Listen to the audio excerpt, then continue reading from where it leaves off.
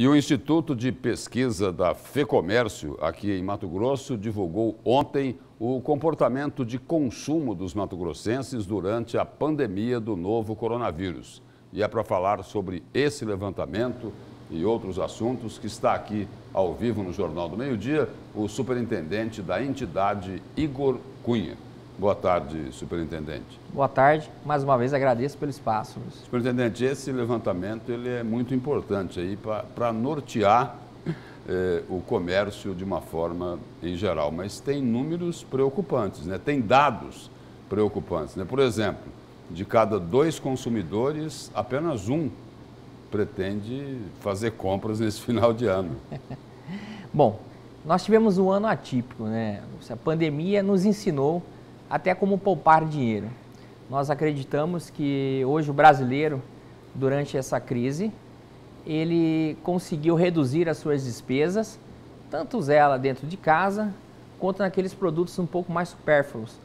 Então nós acreditamos que ele está um pouco receoso, mas ao mesmo tempo tem uma expectativa muito grande para 2021. Nós acreditamos que quem poupou dinheiro durante o ano de 2020 vai voltar a investir em 2021.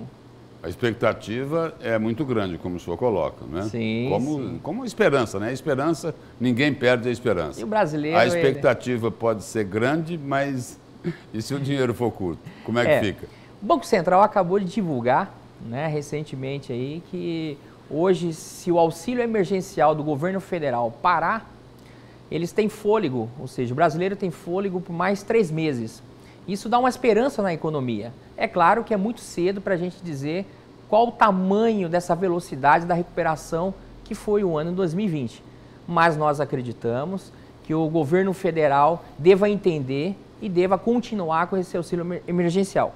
Caso ele não continue, o Banco Central já disse, nós temos condições para mais 90 dias aí, dinheiro em caixa. Agora, qual o setor do comércio aqui em Mato Grosso, qual o segmento que foi mais impactado aí pelos estragos provocados pela pandemia?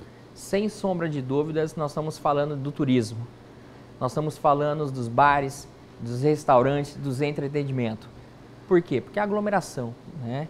Então, esse setor, em cima da pesquisa que nós evidenciamos, deixou claro que ele volta a ter um fomento agora no final do ano até o período do carnaval, né? Que este ano é até fim de fevereiro, acredito eu, se não houver, mas já está ali na data do feriado.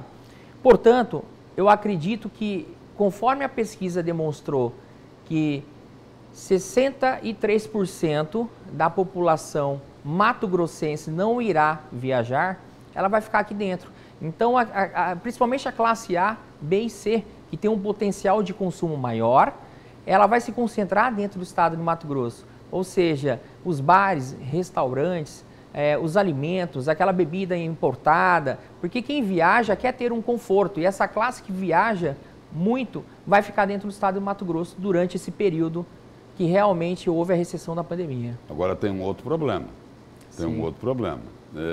As autoridades ligadas aí à área de saúde já estão dizendo que não terminou a primeira onda, mas que Mato Grosso já estaria entrando na segunda onda da pandemia.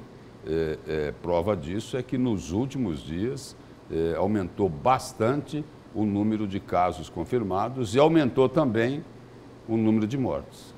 Perfeitamente. Nós estamos Pode complicar mais ainda a situação para o comércio. Nós estamos acompanhando isso de perto, a Federação do Comércio está acompanhando isso com os órgãos competentes, mas estamos deixando claro que o comércio, em tese, ele não é o propagador desse vírus, né? Ele está preparado para receber esse consumidor. Desde que respeite as medidas de biossegurança. De biossegurança, e a pesquisa deixou claro. Tinha até um alvará Covid, que foi proposto exatamente pelas entidades ligadas ao comércio. Né? Nós propusemos uma cartilha, dizendo o seguinte, olha, o comerciante que respeitar as medidas de biossegurança, ele fica aberto. Exatamente. Quem não respeitar, pode fechar. Exatamente. Então a gente está pedindo também uma consciência da população, da própria sociedade, né?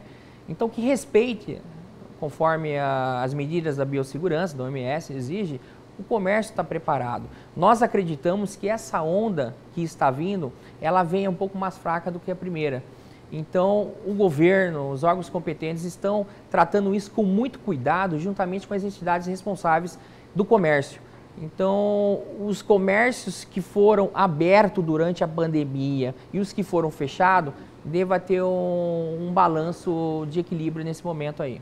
Eu acredito que a gente não vai sofrer muito como foi no período de março a junho do ano 2020. Agora, para o comércio, para o setor comercial, o que é que representou esse auxílio emergencial pago pelo governo federal? Foram mais de 900 mil famílias, né, dentro do estado de Mato Grosso que recebeu esse auxílio. Então a gente está falando aí de R$600, nós estamos falando em um valor hoje que representa principalmente para o comércio e serviços. Porque aquele cara Foram que pegou, milhões e milhões de reais. Exatamente. Esse dinheirinho, ele veio o quê? Para o cara comer mais, para o cara realmente poder visitar o seu parente, então o transporte. Então o serviço em volta desse dinheiro, ele aumentou durante a pandemia. Então esse auxílio, ele vem de encontro com a aceleração que a gente precisa para 2021. A gente está contando com esse auxílio. Falando em 2021, o que é que essa pesquisa da FEComércio poderá auxiliar o comerciante para ele planejar a atividade dele no ano que vem? Primeira coisa, deixou claro, né?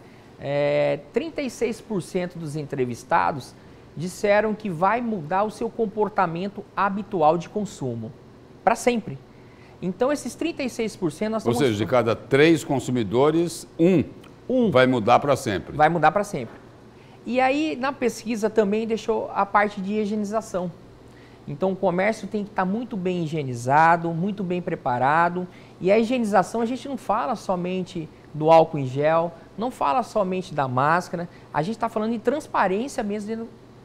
Exemplo, você vai num restaurante, você sentou e vê na cozinha, você consegue ver todo o ambiente e ver se você está seguro, se ele realmente é higienizado. Então, esses 36%, como a gente está numa sociedade de transição, deva estar arrastando os outros 67% para essa mudança. Claro, vai ter uma abolição que a gente chama abolição de comportamento, né? Esse processo de transformação junto com a transição vai ter uma mudança. Não que a sociedade seja a mesma, mas essa mudança vai ser diferente. Novos tempos. Novos tempos, e temos que se adaptar. E o comércio tem que estar preparado para isso. E principalmente no e-commerce, né? Deixou claro aí que 30% da população vai fazer suas compras através da internet, porque lá você tem a variedade de preços e de produtos. E hoje 47% vai comprar no comércio local pela praticidade, 11% nos informais, que a gente diz que é o dia a dia, né? E o que isso quer dizer?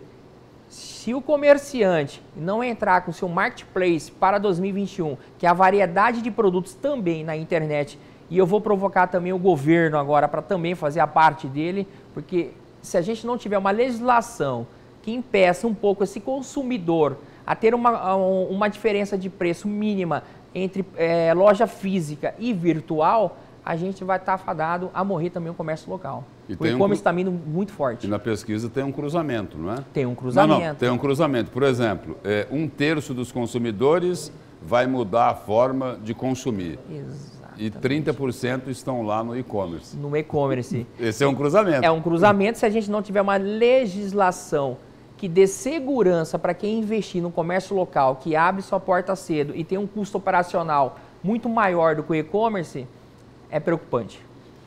Muito obrigado pela presença e pelas informações aqui no Jornal do Meio-Dia. Eu que agradeço.